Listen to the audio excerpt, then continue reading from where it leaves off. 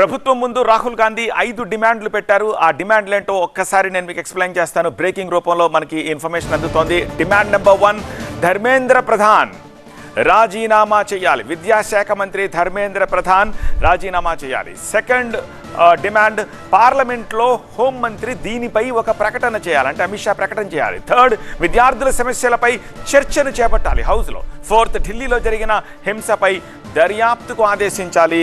Fifth demand, మృతుల కుటుంబాలకు ex gratia ఇవ్వాలి. సో ఈ 5 డిమాండ్లు ఇప్పుడు రాహుల్ గాంధీ ప్రభుత్వం ముందుంచారు.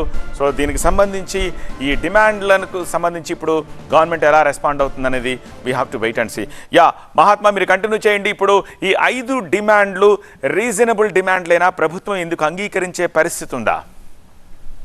ఇందులో ఒక ధర్మేంద్ర ప్రధాన్ రాజీనామా అన్న విషయంలోనే కేంద్ర ప్రభుత్వం మల్లగుల్లాలు పడుతుందని చెప్పవచ్చు. ఎందుకంటే రాజీనామా చేయించే ఆలోచనే కనుక కేంద్ర ప్రభుత్వానికి ఉంటే ఈ ఇష్యూ ఎప్పుడైతే ఫ్లేరప్ అయిందో, ఎప్పుడైతే పేపర్ లీకేజ్ జరిగి దేశవ్యాప్తంగా విద్యార్థులందరూ సఫర్ అయ్యారో అప్పుడే చేయించి ఉండాల్సింది. కానీ అదేది జరగకుండా ఉద్యమం పెద్ద ఎత్తున జరుగుతున్నా ఈ మధ్యలో పుట్టుకొచ్చిన కాక్రోచ్ జనతా పార్టీ దాన్ని మొత్తాన్ని ఒక పెద్ద ఎత్తున ఏకీకృతం చేసి ఒక ఆందోళన రూపం, ఒక ఉద్యమ రూపాన్ని తీసుకుని వచ్చినా కూడా కేంద్ర ప్రభుత్వం వైపు నుంచి ధర్మేంద్ర ప్రధాన్ మీద ఇప్పటిదాకా చర్యలు లేవు. సో దాన్ని బట్టి చూస్తుంటే ఇదొక్కటే కేంద్ర ప్రభుత్వానికి కాస్త ఇబ్బందికరమైనది. మిగతా డిమాండ్లలో దీని మీద పార్లమెంట్లో ప్రకటన చేయడానికి కేంద్ర ప్రభుత్వానికి పెద్ద అభ్యంతరం ఉండదు. ఎందుకంటే వాళ్ళు ఈరోజు ఎన్డీఏ ఎంపీల సమావేశంలో ప్రధాని ఏదైతే మాట్లాడారో అదే వర్షన్ని తాము చర్యలు తీసుకున్నాము, బాధ్యులను గుర్తించాము అని చెప్పుకుంటూ ఒక ప్రకటన చేసే అవకాశం ఉంటుంది. రెండవది, దీని మీద చర్చ జరపాలి. చర్చ అన్నప్పుడు అది స్వల్పకాలిక చర్చ, అందరికీ మాట్లాడే అవకాశం ఉంటుంది కాబట్టి దానికి కూడా అంగీకరించడానికి కేంద్ర ప్రభుత్వానికి పెద్దగా ఇబ్బంది ఉండకపోవచ్చు.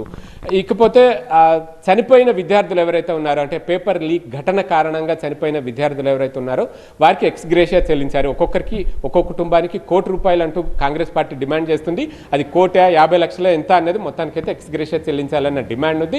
దాని మీద కూడా కేంద్ర ప్రభుత్వం ఓకే చెప్పడానికి అవకాశం ఉంది. కానీ ఎటొచ్చి ఈ ధర్మేంద్ర ప్రధాన్ రాజీనామా అన్నదే కేంద్ర ప్రభుత్వాన్ని ఇరకాటంలో పడేసే అంశంగా మారిందని చెప్పవచ్చు. రాజీనామాకు అంగీకరిస్తే తమ తప్పిదాన్ని యాక్సెప్ట్ చేసినట్టుగా అవుతుంది అన్న ఒక ఈగోపరమైన ఇష్యూ కేంద్ర ప్రభుత్వం దగ్గర ఉంది. మరి ఇప్పుడు ఇంత పెద్ద ఎత్తున జరిగి ఏకంగా ప్రధాని నివాసాన్ని దాదాపు ముట్టడించే పరిస్థితి వరకు వచ్చినప్పుడు కూడా చర్యలు తీసుకోకపోతే గనక ఇంకా దీనికి అర్థం లేదు. అంటే అటు ప్రతిపక్షం సైతం తమ పట్టు వీడే అవకాశమే కనిపించట్లేదు.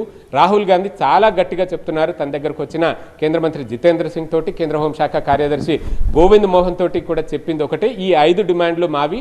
వీటి విషయంలో కేంద్ర ప్రభుత్వం నుంచి ఒక స్పష్టమైన హామీ కానీ లేదా వెనువెంటనే యాక్షన్ కానీ చేపట్టాలి. 5వ డిమాండ్ ఇందాక చెప్పుకున్న దాంట్లో నిన్న జరిగిన లాఠీ చార్జ్, హింస, వాటన్నిటి మీద కూడా పూర్తి స్థాయిలో దర్యాప్తు జరిపి బాధ్యులైన అధికారుల మీద చర్యలు తీసుకోవాలన్నది రాహుల్ గాంధీ 5వ డిమాండ్.